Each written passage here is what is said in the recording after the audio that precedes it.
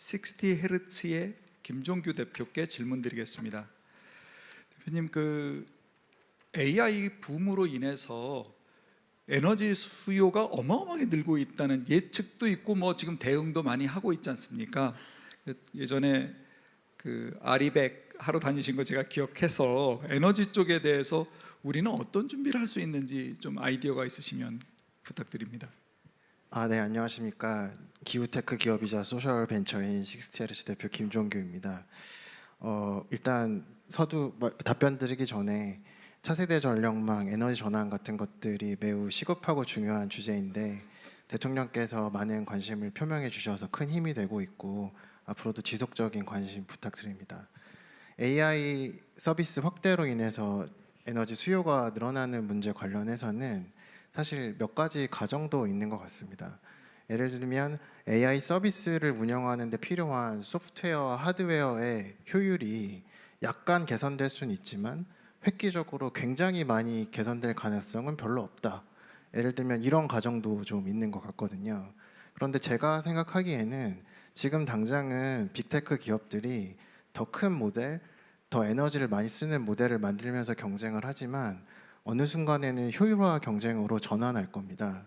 그때가 되면은 AI 분야에 투자된 수많은 자금과 수많은 인력들이 소프트웨어적으로 하드웨어적으로 많은 효율 개선을 할 것으로 생각이 되고 저는 이것이 1, 2배 개선이 아니라 10년 내에 100배 개선될 것이다 이렇게까지도 생각합니다.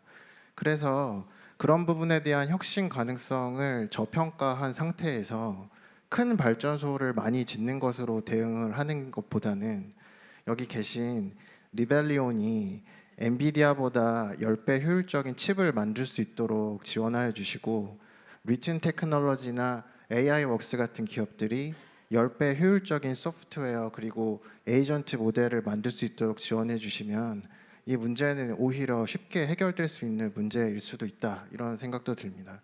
발전소 하나를 짓는데 1,000억, 2,000억 드는 것이 아닙니다. 수십조 들 수도 있습니다. 이 돈을 혁신, AI, 스타트업들에게 지원해 주시고 기후테크 기업들에게 지원해 주시면 이 문제 해결할 수 있다 저는 그렇게 생각합니다. 굉장히 과감한 제안을 주셔서 제가 맞장구를 치기가 약간 조심스럽긴 합니다. 그랬으면 정말 좋겠습니다. 하나 제가 준비한 질문이 더 있어서 저희 스타트업 얼라이언스에서도 기후테크 쪽의 스타트업들 지도를 준비하거든요. 보고서를. 그러면 글로벌 그 스타트업들이 속해 있는 산업과 우리나라의 기후테크 스타트업들이 주로 매진하는 영역이 좀 다릅니다. 그 다른 이유를 혹시 아십니까? 우리가 무슨 규제나 기술의 문제가 있나요? 네, 상당히 조심스럽긴 한데요.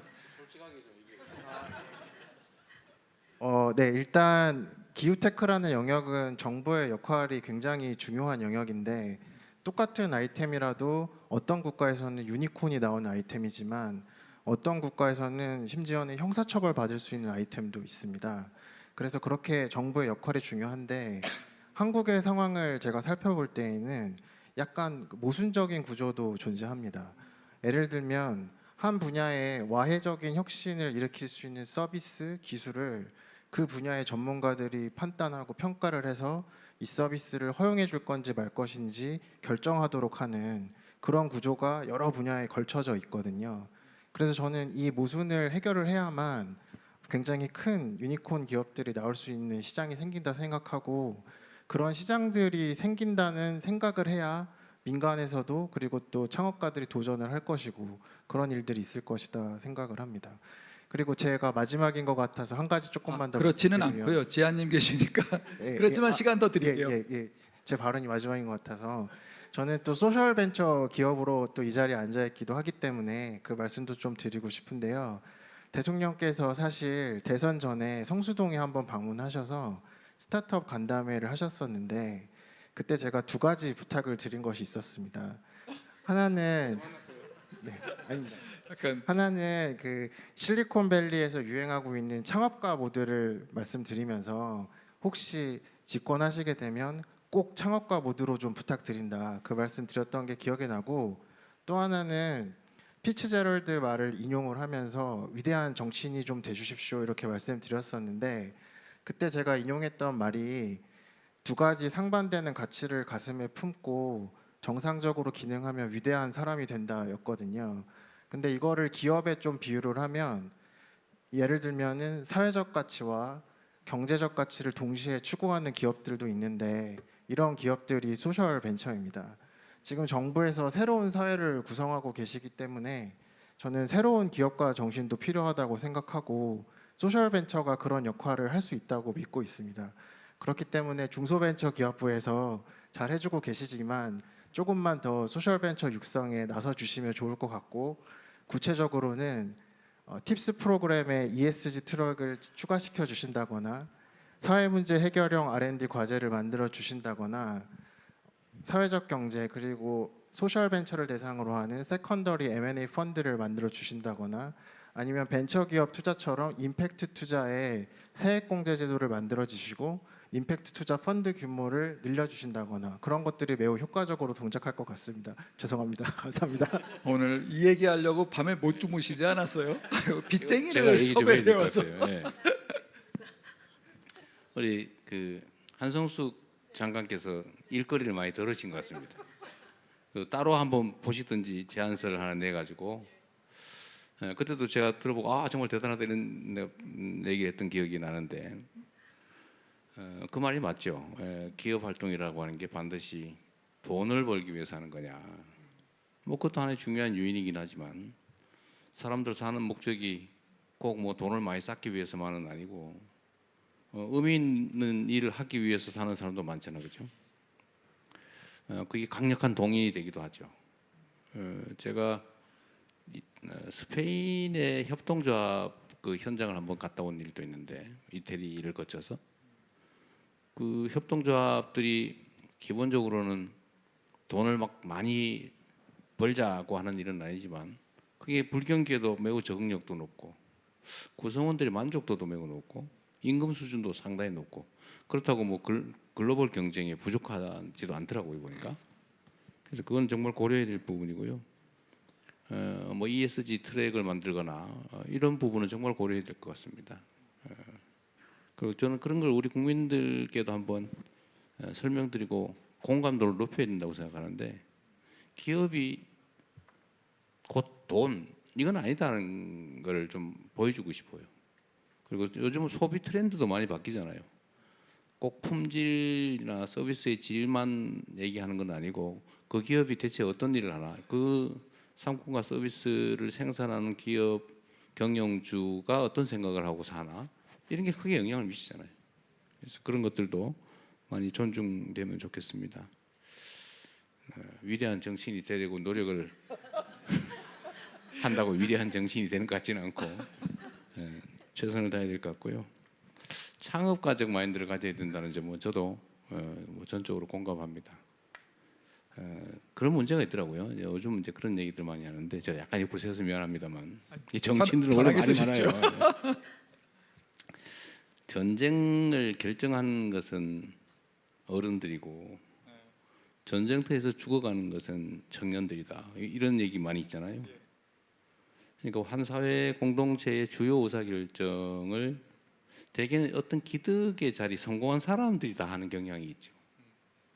그러나 세상에는 성공한 사람들, 예를 들면 아주 중요한 자리를 차지한 사람들 아닌 사람들이 훨씬 더 많은 건데 과연 그 의사결정을 하는 사람들이 사회 평균적 생각을 하고 정책 결정, 의사결정에 그 평균적인 입장, 위치를 반영하냐 쉽지 않죠.